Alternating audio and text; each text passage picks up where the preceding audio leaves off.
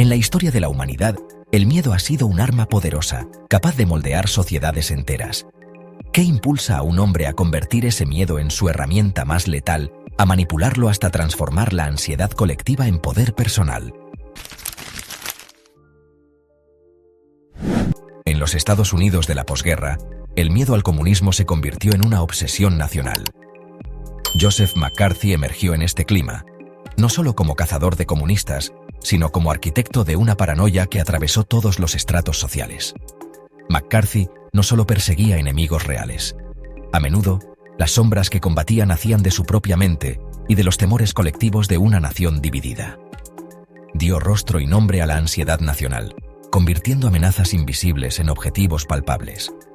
Los titulares de prensa y los discursos incendiarios amplificaron la sensación de peligro inminente.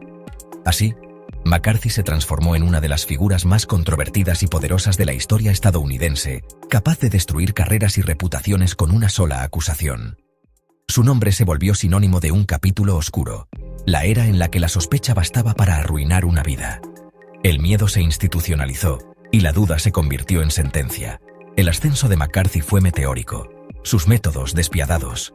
Tras él, dejó un rastro de carreras rotas y familias marcadas por la sospecha. Para comprender la era McCarthy, primero debemos intentar entender al hombre detrás del mito. Bajo las capas de su figura pública, se esconde una compleja mezcla de ambición, inseguridad y resentimiento.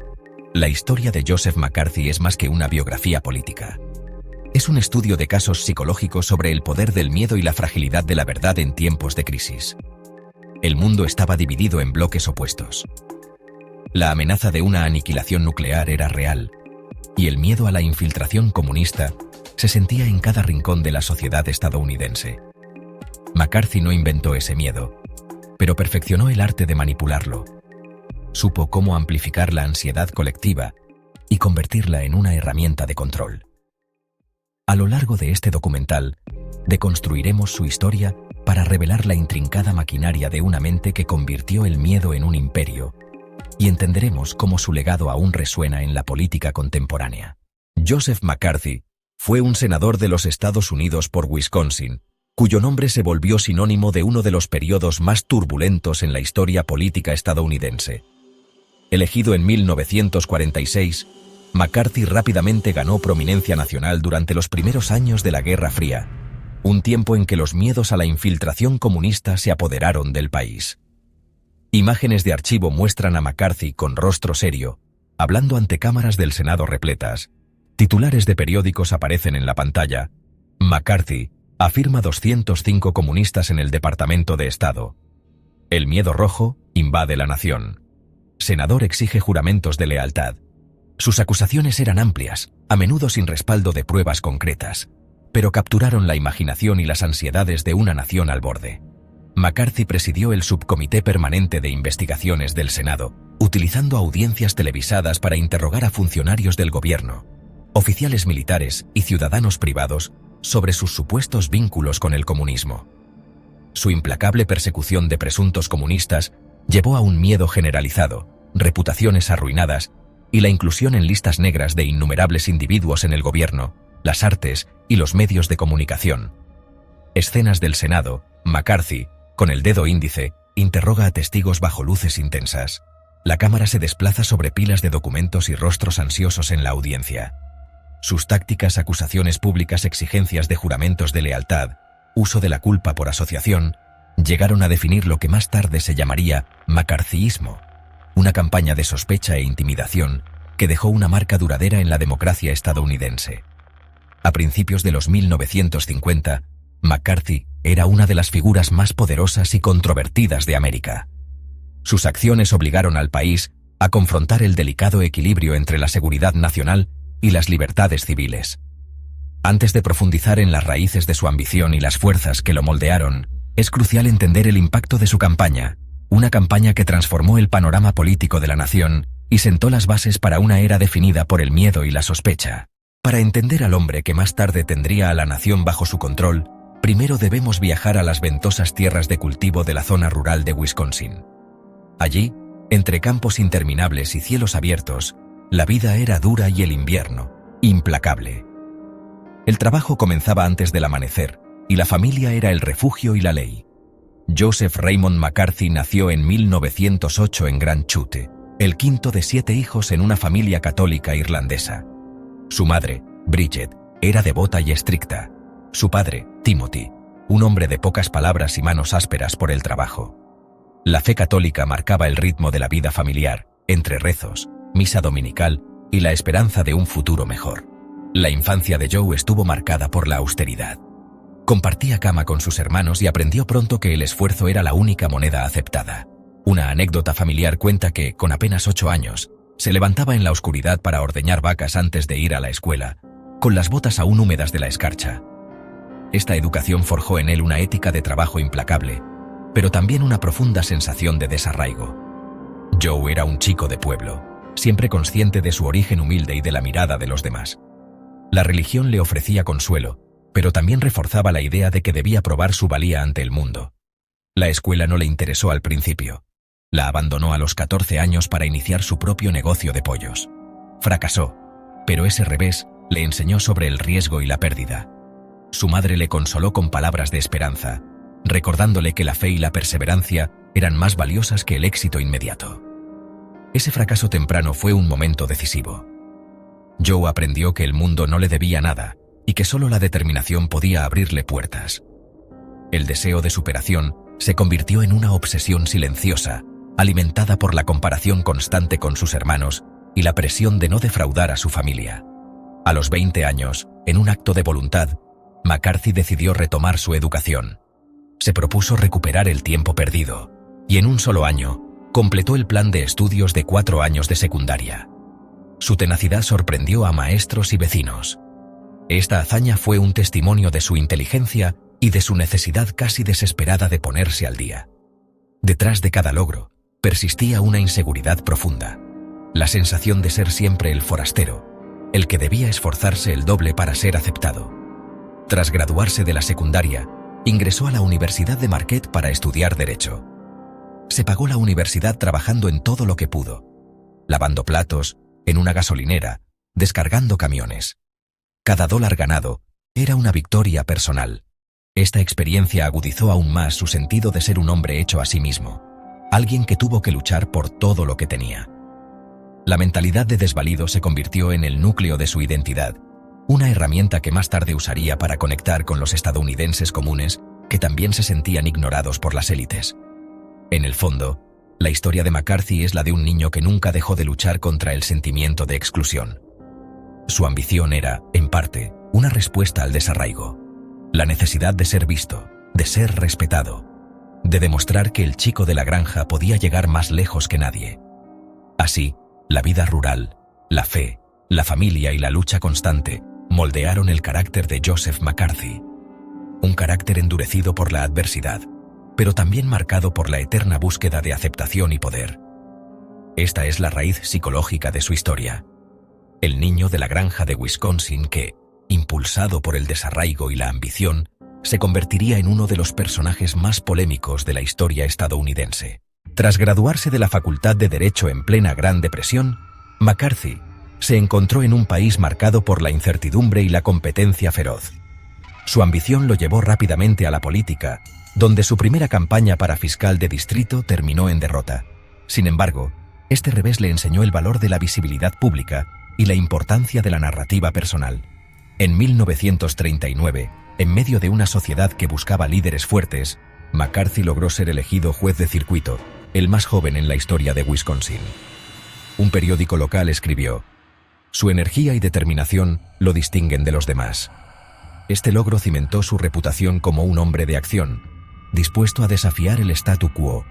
Su mandato como juez fue polémico. Los críticos lo acusaban de priorizar la autopromoción sobre la justicia. Un colega recordaría años después: "Joe siempre supo cómo atraer la atención de la prensa". McCarthy utilizó los medios para construir una imagen de eficiencia, aunque a menudo a costa de la profundidad en sus decisiones. Con la entrada de Estados Unidos en la Segunda Guerra Mundial, McCarthy vio una oportunidad para reinventarse. Se alistó en los Marines, presentándose como patriota ejemplar. Según testimonios posteriores, exageró sus hazañas militares, sentando las bases de su futuro mito personal. McCarthy se autodenominó el artillero de cola, aunque sus registros oficiales muestran un papel administrativo. Un periodista de la época escribió: su mayor talento era convertir pequeños logros en grandes gestas. Esta manipulación de la percepción pública sería clave en su ascenso. La construcción de una imagen de héroe de guerra fue una estrategia deliberada.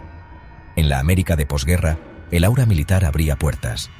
McCarthy comprendió que la percepción era tan poderosa como la realidad y cultivó cuidadosamente su leyenda. Terminada la guerra, McCarthy dirigió su ambición al Senado. El contexto político era de desconfianza y polarización. Aprovechó el miedo al comunismo y la fatiga de la guerra para presentarse como el defensor de los valores estadounidenses. En 1946, lanzó una campaña agresiva, usando tácticas negativas y ataques personales. Un analista político diría: McCarthy entendió que en la política moderna, la percepción de fuerza es más importante que la verdad. Su estilo directo y combativo marcó una nueva era en las campañas electorales. Su oponente, La Follette, quedó sorprendido por la ferocidad de los ataques. McCarthy ganó las primarias republicanas y con ellas su boleto a Washington. Su ascenso fue visto como el triunfo del outsider sobre el establishment. Ya en el Senado, McCarthy pasó desapercibido al principio.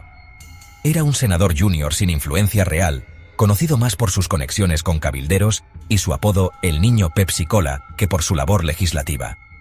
Su carrera parecía estancada. La prensa comenzó a criticarlo abiertamente. Un titular rezaba: ¿tiene futuro McCarthy en Washington? Su popularidad caía y la reelección se veía lejana. En este contexto, McCarthy buscó desesperadamente una causa que lo rescatara del olvido político. Frente a una reelección difícil, McCarthy comprendió que necesitaba un enemigo claro para movilizar a las masas.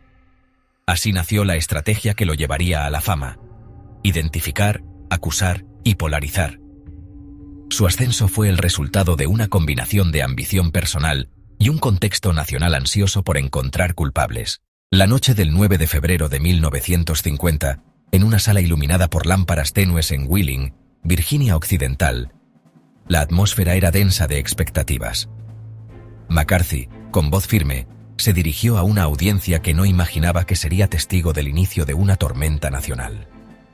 Con un papel en la mano, McCarthy proclamó que tenía una lista de comunistas infiltrados en el Departamento de Estado.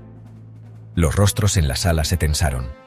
La noticia se propagó como pólvora, alimentada por titulares sensacionalistas y el eco de la radio. El número de nombres en la lista cambiaba con cada relato. 205 en Wheeling, 57 días después. Pero la precisión era irrelevante. Lo que importaba era el miedo que se desataba en la sociedad, donde cualquiera podía ser el próximo señalado. La acusación fue un golpe devastador. El país entero quedó paralizado por la sospecha. Familias, amigos y colegas comenzaron a mirarse con recelo, mientras los medios amplificaban la paranoia colectiva. La verdad era más simple y trágica. No existía tal lista. El papel que McCarthy agitó era probablemente solo una carta vieja. Pero el daño ya estaba hecho. La duda era una semilla imposible de erradicar. Así comenzó la caza de brujas. McCarthy había perfeccionado la manipulación del miedo. Una acusación audaz, repetida con convicción, podía destruir vidas. Rostros de acusados llenaron los periódicos. Multitudes ansiosas exigían respuestas. La psicología de masas se convirtió en su aliada, y el país entero fue arrastrado por la ola de sospecha y silencio. Un subcomité especial fue creado para investigar las acusaciones de McCarthy. Pero en vez de ser desenmascarado, McCarthy transformó las audiencias en un escenario donde desplegó su habilidad para manipular, evadir y devolver acusaciones. Los expertos en psicología política señalan que su destreza para el enfrentamiento público era síntoma de una personalidad obsesionada con el control y la validación. Uno de sus blancos favoritos fue Owen Lattimore, a quien acusó de espionaje sin pruebas sólidas. Aunque Lattimore fue exonerado, su reputación quedó marcada para siempre. Este patrón de destrucción personal revela un rasgo narcisista: la incapacidad de empatizar con el sufrimiento ajeno, usando a las personas como peones en su cruzada personal. La condena pública no detuvo a McCarthy. Al contrario, su victoria sobre Tidings lo envalentonó y sembró el miedo entre sus colegas. Los analistas comparan su táctica con la de otros líderes autoritarios. crear enemigos, polarizar y consolidar poder a través del miedo colectivo. Su influencia se extendió como una sombra sobre la vida estadounidense, desde la política hasta Hollywood. El clima de miedo que perfeccionó alimentó listas negras y silenció voces críticas. Los expertos advierten que este fenómeno no es exclusivo de una época. El miedo sigue siendo un arma poderosa en manos de líderes carismáticos. Cientos de personas talentosas vieron sus carreras y vidas arruinadas. El miedo no era solo a ser comunista, sino a ser señalado. El costo humano fue devastador, y muchos nunca se recuperaron. La historia de McCarthy es también la historia de sus víctimas. Para comprender sus motivaciones, debemos mirar su historia personal. A inicios de los años 50, McCarthy enfrentaba el fracaso político y una profunda inseguridad. Necesitaba una causa que le devolviera protagonismo. Como otros líderes inseguros, encontró en la creación de un enemigo común la vía para reconstruir su identidad y poder. El anticomunismo fue el enemigo perfecto, invisible, omnipresente y temido. Le permitió construir una narrativa donde él era el salvador de la nación. Esta estrategia, según psicólogos, es típica de figuras narcisistas que necesitan sentirse indispensables. McCarthy dominaba el arte de la gran mentira. Una acusación audaz, repetida con convicción, se convierte en verdad para muchos. Esta técnica ha sido utilizada por otros líderes populistas a lo largo de la historia, desde Goebbels hasta figuras contemporáneas, demostrando el poder de la manipulación emocional. Actuaba bajo el principio de la culpa por acusación. Bastaba ser nombrado por él para quedar marcado. El proceso era el castigo, y la justicia quedaba relegada. Este mecanismo psicológico de exclusión y señalamiento ha sido estudiado por expertos como una forma de control social. Bajo su oportunismo, latía un narcisismo profundo, una necesidad insaciable de admiración y poder. Los psicólogos lo describen como un caso clásico de narcisismo patológico, donde la imagen pública es más importante que la verdad o la ética. Un rasgo clave del narcisismo es la falta de empatía. McCarthy veía a sus objetivos como utilería en su teatro político, incapaz de reconocer su humanidad. Esta deshumanización es común en líderes autoritarios y tiene consecuencias devastadoras. Paradójicamente, su arrogancia estaba arraigada en una profunda inseguridad. Su complejo de inferioridad como chico de granja pobre alimentó su resentimiento hacia las élites. Esta dualidad, arrogancia y vulnerabilidad, es común en figuras narcisistas y explica su necesidad de dominar y humillar a otros. También es posible que fuera prisionero de su propio pensamiento paranoico, viendo conspiraciones y amenazas donde no existían. Esta mentalidad alimentó su cruzada y lo aisló aún más de la realidad.